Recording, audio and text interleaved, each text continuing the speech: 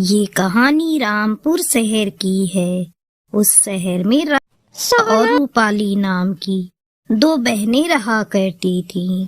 सोना बहुत ही काली थी, लेकिन उसकी छोटी बहन रूपाली गोरी चिट्टी थी। रूपाली राधा की सौतेली बहन थी। उसका रंग दूध जैसा सफेद था। बचपन से दोनों बहनों में भेदभाव होता आ रहा था। बात उस समय की है जब राधा का जन्म हुआ था। अरे कावेरी, ये तुमने कैसी काली कलूटी बेटी को जन्म दिया है? ये मेरी बेटी तो हो ही नहीं सकती। बता, तूने कहाँ जाकर मुंह काला किया था? ये आप क्या बोल रहे हो जी? कहते हैं माँ का पेट तो कुम्हार का आवा होता है। कभी बच्चे काले पैदा होते हैं तो कभी गोरे। रंग रूप तो ऊपर वाला देता है, एक माँ खुद से नहीं बनाती। तो तू ही संभाल अपनी इस काली कलूटी बेटी को। मैं तो चला दूसरी शादी करने। मैं कल ही दूसरी शादी करके घर में नई पत्नी लाऊंगा। दूसरी शादी?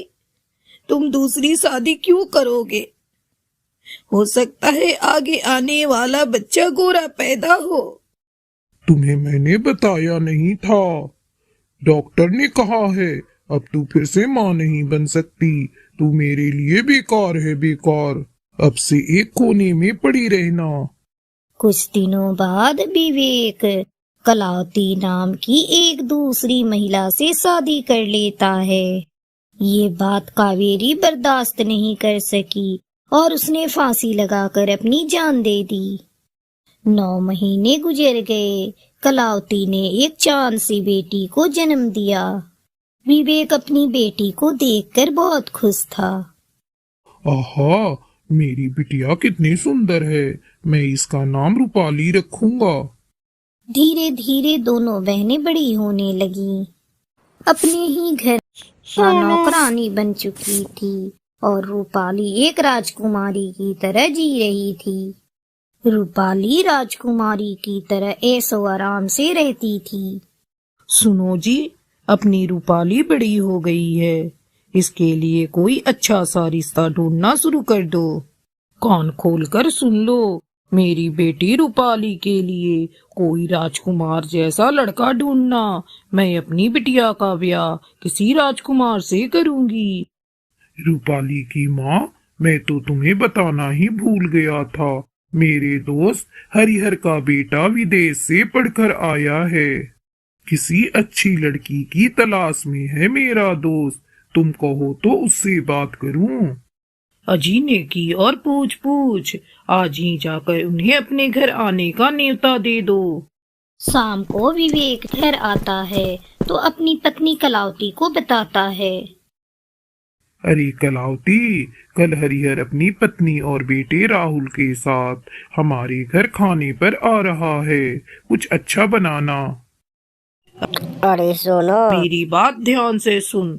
घर का भोजन तो तू ही बनाती है। कल का भोजन स्वादिष्ट बनाना। मेरी बिटिया को देखने लड़के वाले आ रहे हैं। अगले दिन विवेक का दोस्त हरिहर अपनी पत्नी दुर्गा और बेटे राहुल के साथ उसके घर आते हैं। कलावती जी, भोजन तो बहुत स्वादिष्ट है। किसने बनाया? हाँ दुर्गा जी, मेरी बेटी रूपाली बहुत ही स्वादिष्ट भोजन बनाती है। ये सारा भोजन मेरी बेटी रूपाली ने बनाया है अपने हाथों से। बहन जी, आप बुरा ना माने तो मैं आपकी बेटी रूपाली को अपने घर की बहू बनाना चाहती हूँ। अगर आप सबको कोई एतराज ना हो तो मैं अपनी रूपाली को जल्द से जल्द अपने घर की बहू बनाकर ले जाना चाहती हूँ। अरे दुर्गा, तुम तो बिल्कुल सही बोल रही हो। हमें जल्द से जल्द इस शादी को निपटाना है, क्योंकि मुझे भी बहू रूपाली के हाथ का स्वादिष्ट भोजन खाना है। मैं तो रोज रोज तुम्हारे हाथ का बना हुआ बेस्वाद भोजन करके दुबला हो गया हूँ। रूपाली, ये पकड़ो तुम्हारा ब्राइडल लहंगा। इसे पहनकर ही तुम्हारी शादी होगी। और ये पकड़ो शगुन के रुपए। आज से तुम मेरी हुई। कलावती जी, आज से आपकी बेटी रूपाली मेरी अमानत है आपके घर में। बहन जी, आपने अभी तक ये मुझे नहीं बताया, ये काली लड़की कौन है? दुर्गा जी, ये हमारी सौतेली सोनो है। ना रूप है ना रंग, काली कलूटी है। पता नहीं इसकी शादी कैसे करेंगे हम। राहुल और रूपाली की शादी पक्की हो जाती है। रूपाली को तो बिल्कुल भी भोजन बनाने नहीं आता था। वो डर रही थी कैसे वो ससुराल में भोजन बनाएगी। वो तो ये शादी करनी ही नहीं चाहती थी क्योंकि वो एक लड़के से प्यार करती थी, लेकिन ये बात वो अपने मम्मी पापा को नहीं बता सकती थी क्योंकि वो डर रही थी अगर उसने ये बात अपने मम्मी पापा को बता दी तो पता नहीं उसके पापा उसके साथ क्या करें।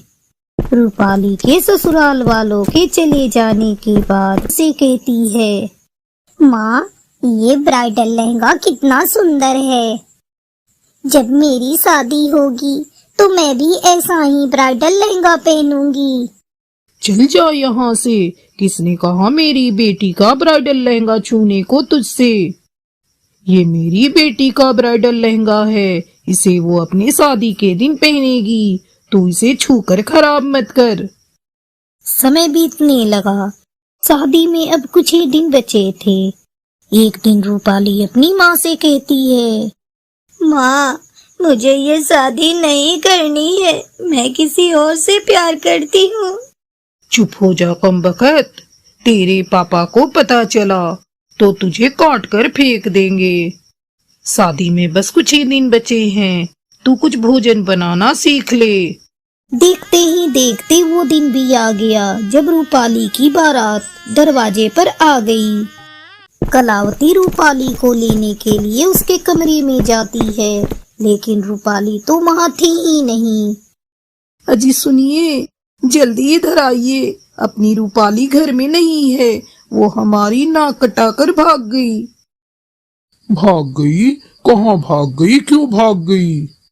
अजी मैं क्या बताऊं, अभी 2 दिन पहले कह रही थी मुझे ये शादी नहीं करनी, मैं किसी और से प्यार करती हूँ और उसी से शादी करूंगी। मुझे क्या पता था ये लड़की ऐसा गुल खिलाएगी।